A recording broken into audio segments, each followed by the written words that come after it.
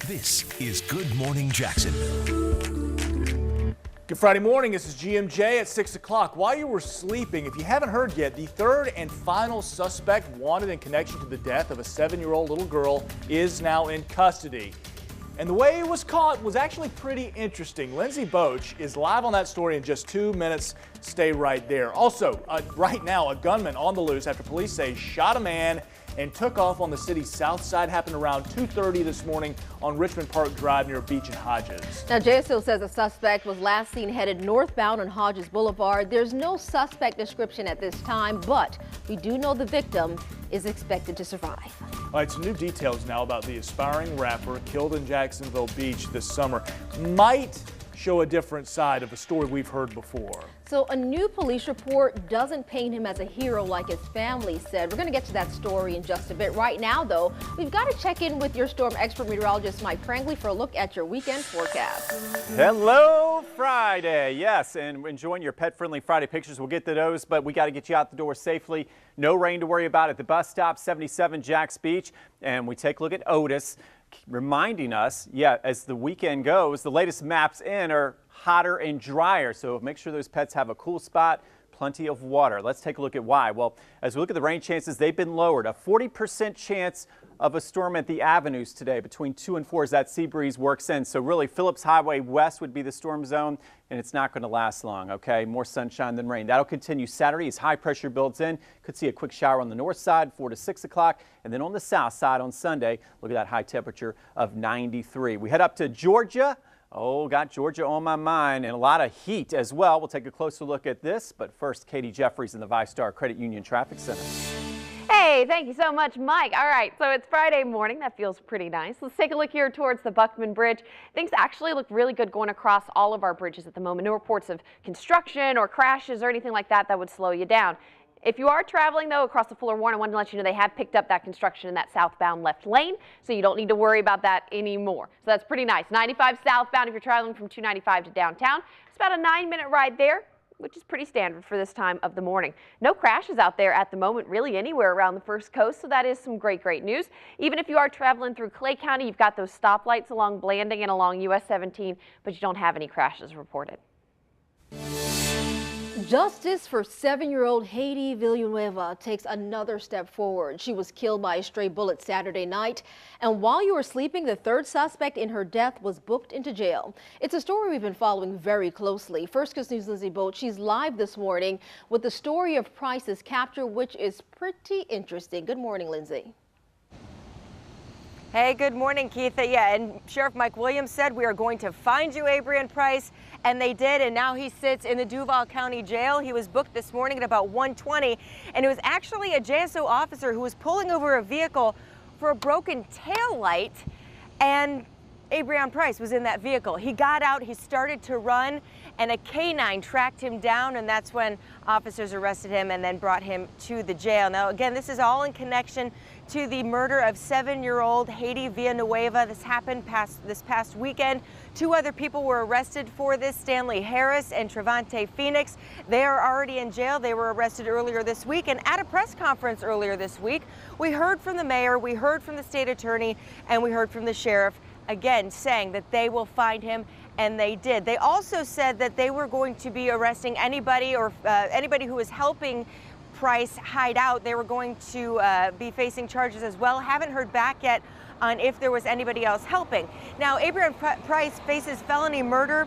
The other 2 people who were arrested face second-degree murder, but Price faces felony murder because he was committing a crime while the murder happened, even though he didn't fire the gun that killed, that bullet that killed Haiti Villanueva. Now, I looked into his criminal past, and he was actually just released from jail earlier this year in May.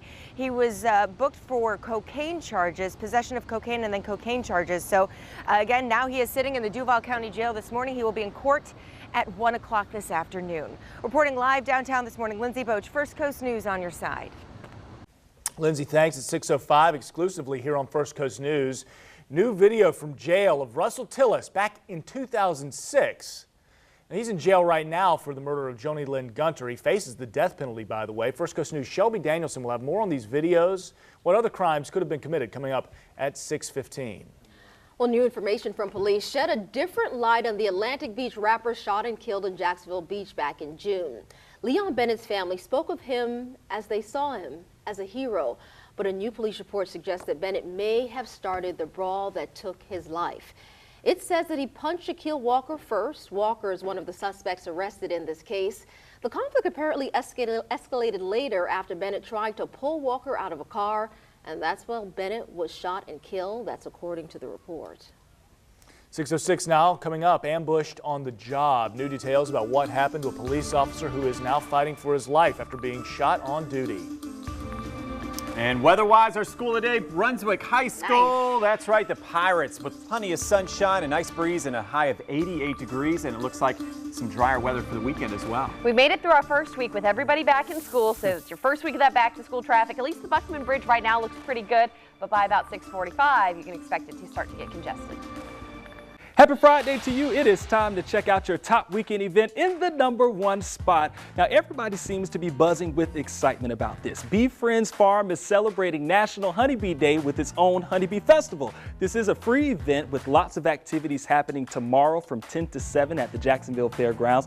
And here's the buzz. There will be a few educational speakers, over 40 local artisans, and much more. And again, this is a free family fun event. So get out there, check it out. And coming up in your Power Block of Nonstop News, I have your full recap of your top 5 weekend events.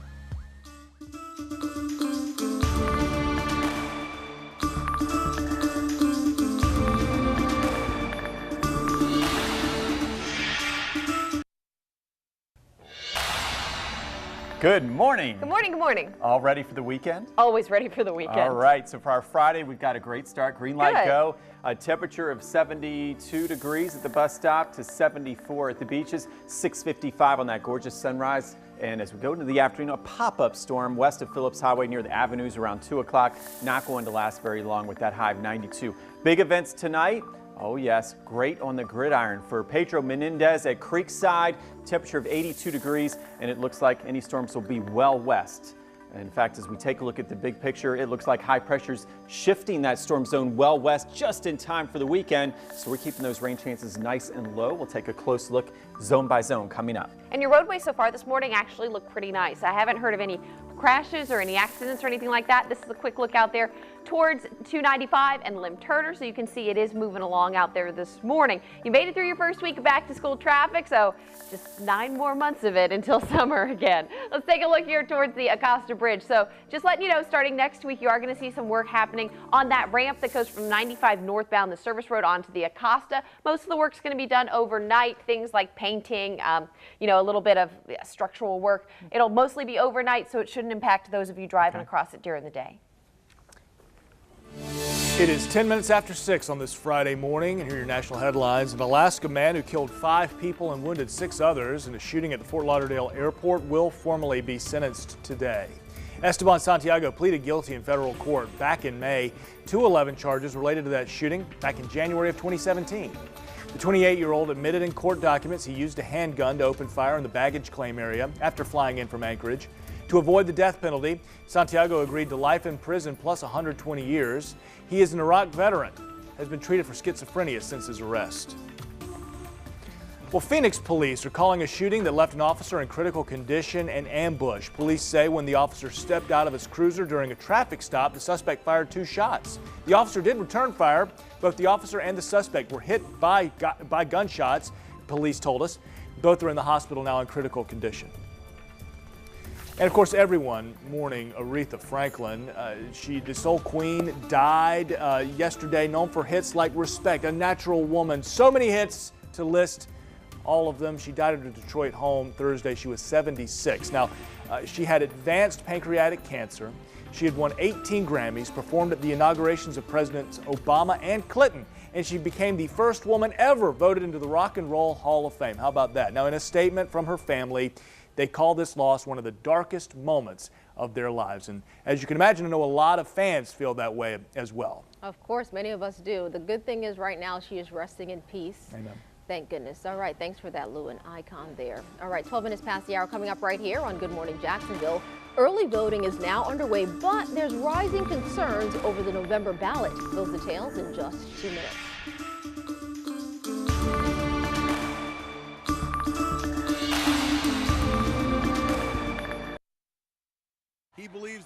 Hey, welcome back, folks, on this Friday morning. It's 14 minutes past the hour. Let's take a quick look at what's coming up tonight on NBC 12. American Ninja Warriors at 8 o'clock, then Dateline NBC, that's at 10. And be sure to stay up with us for your late local headlines. That's with Heather and Anthony, First Coast News at 11.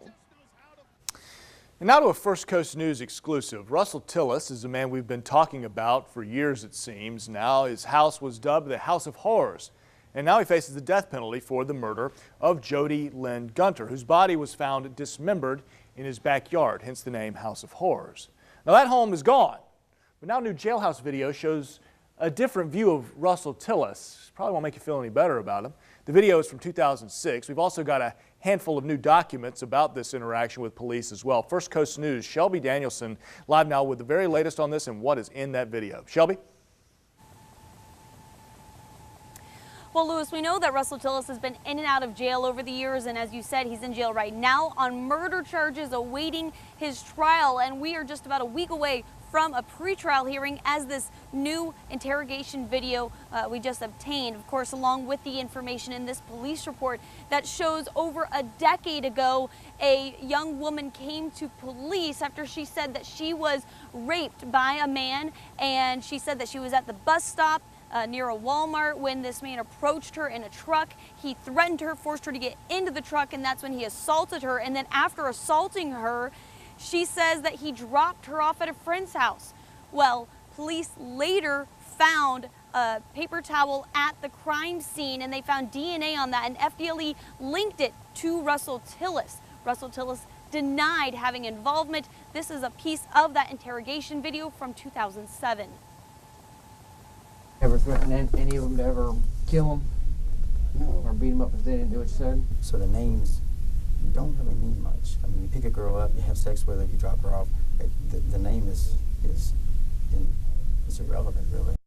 Of course, this is extremely important as we head into a murder trial because we know that state prosecutors have already put Tillis's defense team on alert that they could be using this video against Tillis in this upcoming trial. We know that jury selection is just a few months away. And we're going to have more details coming up in the next half-hour news about that sketch that I mentioned from the victim more than a decade ago. For now, live downtown, Shelby Danielson, First Coast News on your side. Thanks for that, Shelby. Well, tests are now underway as the Navy looks for possible contaminants in and around NAS Jacksonville. Recent tests of its 17 shallow water monitoring wells is giving officials reason for concern. Results exceed the EPA's health advisory levels. Now, the Navy has mailed out about 3,000 letters and cards to homeowners in 2 different zones where the chemicals might be found. The Navy will test private drinking water wells out in Orange Park free of charge. Officials say the drinking water supply on the base is safe. The concern is the drinking water wells that are not on the base. The Navy is committed to being engaged, being involved, and seeing this issue through until it's resolved. And secondly, that should we find any drinking water wells that do contain these chemicals from the firefighting foam, is that we are prepared to act immediately to make sure that they do have safe drinking water. We know so far they've tested 12 water wells and 10 are scheduled to be tested next week. Results are expected in September. And you can see more of the story right now online at firstcoastnews.com. It's in the featured video section on our homepage. 6 amendments on the November ballot are illegal. That's the view of a retired Florida Chief Justice in a lawsuit filed with the state Supreme Court. Chief Justice Harry Lee instead argues that bundling several issues into a single amendment is both confusing and unconstitutional. He says it prevents voters from making a simple yes or no decision on single issues. For instance, one bundled amendment bans offshore drilling and indoor vaping. Does that make sense? So if you're a fan of e-cigarettes but opposed to oil exploration off Florida's coast, well, you are stuck. The bundled amendments were all placed on the ballot by the Constitution Revision Commission, which meets every 20 years, so they propose those changes to the state constitution. They say the grouped issues prevent voter fatigue. Now, weather with your First Coast News storm experts, powered by AC Designs. Thank you, Lou. Happy Friday, everybody. Let's get to the weekend. We're your weekend headquarters, of course. In fact, Friday for today, the 2 to 4 o'clock pop-up shower for the avenues, just a 40% chance. The weekend, I'm thinking more heat than rain. Notice the north side could see a quick shower Saturday, but just a 30% chance between 4 and 6 o'clock. A high of 92 Sunday. Maybe a late day, early evening shower for the south side. So better chance of rain Saturday on the north side, south side Sunday, but again, more of a miss. In fact, this trend, our friend, even up into beautiful southeast Georgia, the Golden Isles, one of those weekends where you may not see any rain. Woodbine today will have that pop-up shower between 4 and 6 o'clock, high of 90 if you're at the beaches. Jekyll Island looking nice and dry, great golf weather. We take a look at Brunswick. You're beautiful Saturday, but between 3 and 5, you could see a pop-up storm. Got a 40% chance of that, 91. And then just plain hot on Sunday, a heat index of 105 as that storm zone shifts to the south and drier air moves in. St. Johns County, great pool and beach weekend, that's for sure. Today, Michaelers will be nice and dry, but out toward the Outlet Mall, beware, you may need the umbrella. Quick shower around 1 o'clock as that sea breeze moves in. Saturday, hard to find any rain whatsoever. Heat index up to 105. And then Sunday, a little moisture tries to sneak up from the south from central Florida, but more of a miss once again, but maybe a little water for the plants in St. John's between 4 and 6 o'clock. Clay and Putnam County, great weekend as well on the way, but today be ready for a quick storm from Middleburg right around 5 o'clock. Saturday's about the heat, and then an oak leaf shower on Sunday between 3 and 6 o'clock. 7-day forecast. We're taking a look at our more sunshine for the weekend, and then we'll go back to more of our traditional storm season, but not until next week. Now let's get to Katie Jeffries, ViStar Credit Union Traffic Center. Hey, good morning. I hope you guys are waking up excited that it is Friday. It's Pet Friendly Friday. So wanted to show you one of our beautiful adoptable animals out there. This one is from St. Johns County Animal Control, and that is Kale, if you would be interested in adopting Kale. This is a look here towards I-95 near International Golf Parkway. Definitely picking up on this northbound side. It's starting to pick up on the southbound side as well, but definitely heavier on the northbound side of things at this point, which is to be expected. People waking up, making their way towards work, probably towards the Jacksonville area. Wanted to remind you of this ramp closure that's going to be happening later tonight around 8 o'clock. 95 southbound, the ramp there to I-10 westbound. That's going to close, and it's going to be a long-term closure until probably the summer of next year. And this is all as they are doing work here on this interchange of I-95 and I-10. So if you use that, just kind of mentally prepare that that's going to be closed for probably about a year. If you're traveling on Atlantic Beach or JTB, all those routes in from the beach look just fine at this point, so that's some good news. And even I-10 itself, really from Lake City towards the Jacksonville area, have not seen any problems. All right, thanks for that, Katie. 22 minutes past the hour, coming up right here on Good Morning Jacksonville. So do you like to take your pup to the pub? Why new state law has a lot of local businesses changing their pet policy. Plus, have you been enjoying the blood orange sunrises? Pretty, right? Well, the scientific explanation behind this postcard pic, that's when GMJ returns.